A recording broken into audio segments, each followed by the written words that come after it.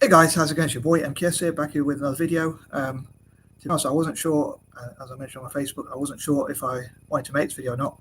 I kind of did, but I thought I do repeat myself a lot, and I was trying to think of new ideas I could cover. But I really did want to thank Singapore for supporting Eurasians, just like with the other nations, which are part of what I call M.I.S, which I mentioned before. So I did want to get around to this video because Singapore was the last remaining nation out of those 5 nations which I want to cover. So as yesterday was about reparations, as also it was the 26th, I thought it was quite fitting. And today I want to do like rewards, which is what I think of on the 27th. So to thank Singapore for what they've done to give Eurasians a lot of rights, just like Malaysia, India, and Indonesia have done. And I'd love to know what you think about Singapore, and if you have any facts or statistics about Singapore, any information. If you've been to Singapore, if you've been there, or if you know any information generally, or you have been there and you know any information from Singapore, it would be great to read that sort of thing. And if you're from Singapore, especially, I'd love to read from people from some of these nations like Malaysia, India, Indonesia, or Singapore, or people who love, either people from Singapore or from the diaspora, or people who love Singapore for whatever reason. I'd love to know what you think. And even if haters do want to comment, it's free speech and all that kind of thing. But here goes. So, number one, I'd say I'd love to reward Singapore for supporting Eurasians, and I hope to encourage my fellow Eurasians to support them, which I hope to come to. But I'd love to raise the profile of Singaporean projects, entrepreneurs, the Shanghai airport, I think it's called Shanghai, Shanghai. If anyone knows the pronunciation, please put the word and the correct pronunciation in brackets, so people like me can learn it, hopefully. But yeah, any information you have about Singapore, please do post it in the comments so that I can learn more, and others also can learn more if they're watching. Number two, on that note, as I say, if you know any information about Singapore, I'd love to read any facts. I read that they got their independence on the 9th of August 1965, and also I know that they're a republic and they have a population of about 5 million. On that note, what I call M.I.S, which stands for Malaysia, India, Indonesia, South Africa, and Singapore, as I say, if it all came together as one group, a block, just like the BRICS or whatever, it would consist of a population of, I think it would be about just over 1.6 billion. Obviously, India would be the bulk of that population, but Indonesia is also a largely populated nation. South Africa is probably about average population, and Singapore has quite a low population. Obviously, it's a small nation which got independence.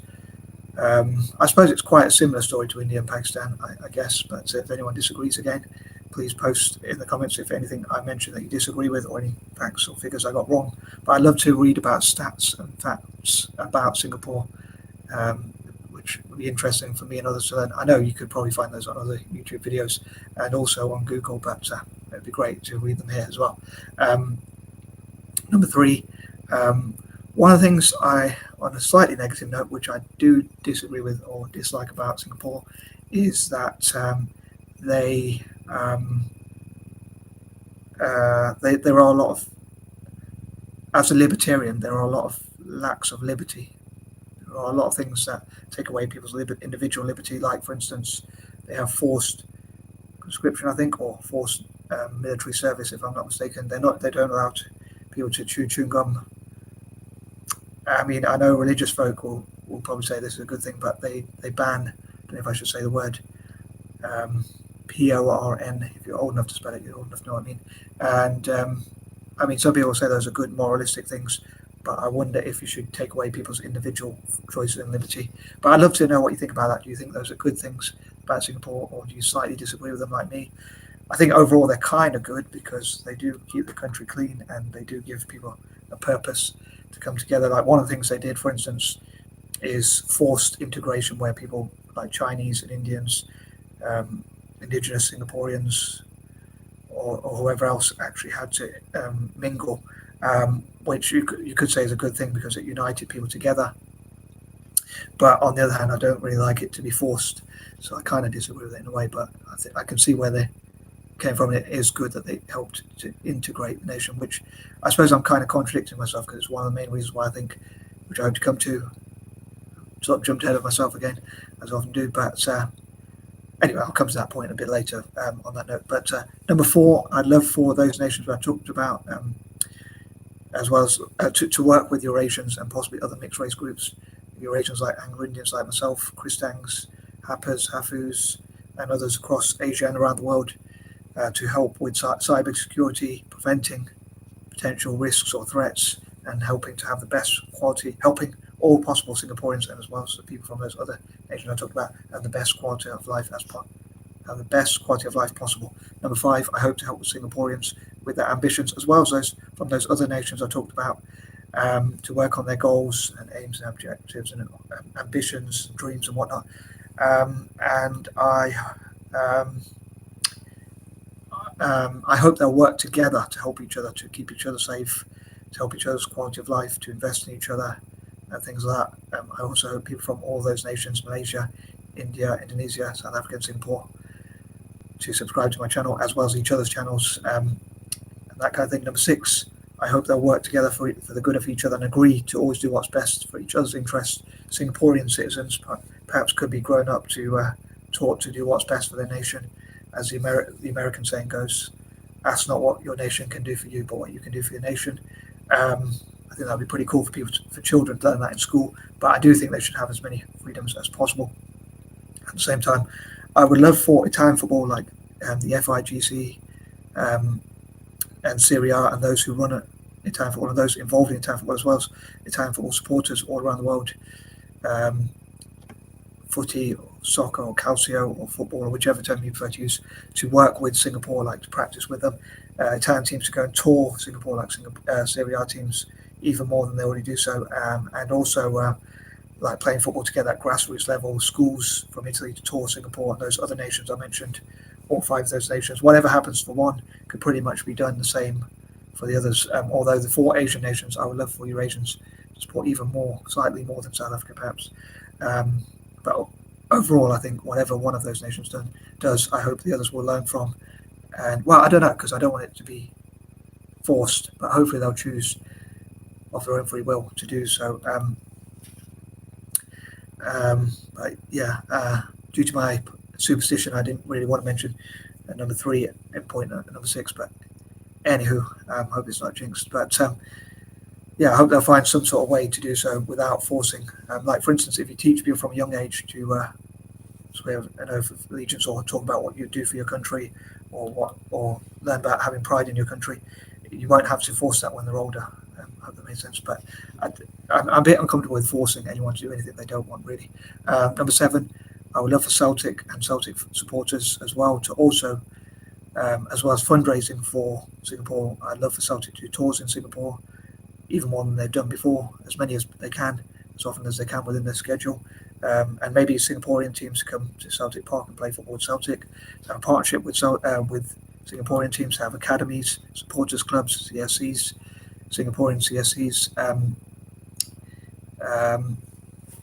I suppose they be called SCSCs,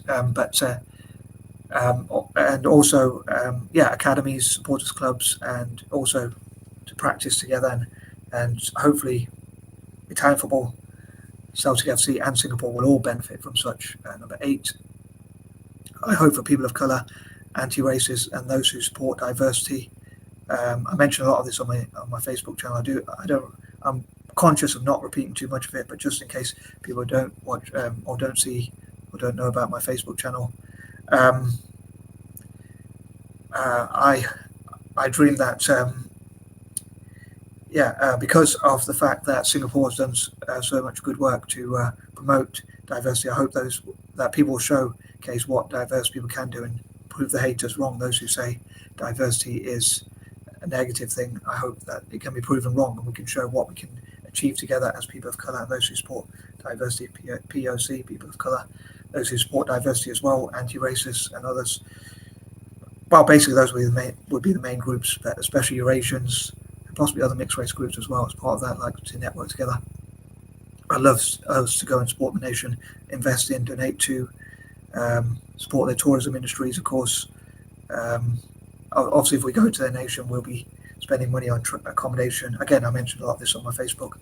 But yeah, things like accommodation, Ubers, taxis, obviously hotels, Airbnbs, or things like that, and that kind of thing. Number 9, I would love to try in the future, hopefully on the 9th of August next year, and as often as possible, perhaps, especially on key days in Singapore's history. I'd love to try different Singaporean snacks, foods, and things like that, as long as they're vegetarian, because I'm vegetarian. I'm not vegan, but I'm vegetarian. And also, I would love to try, different cuisine from Singapore, again, as long as it's vegetarian, and drinks, as long as they're not alcoholic, because I don't drink alcohol. Which is probably for the best, because I'm quite an addictive character. For whatever reason, I never got into it. Although I tried it when I was younger, but not for religious reasons, but just generally.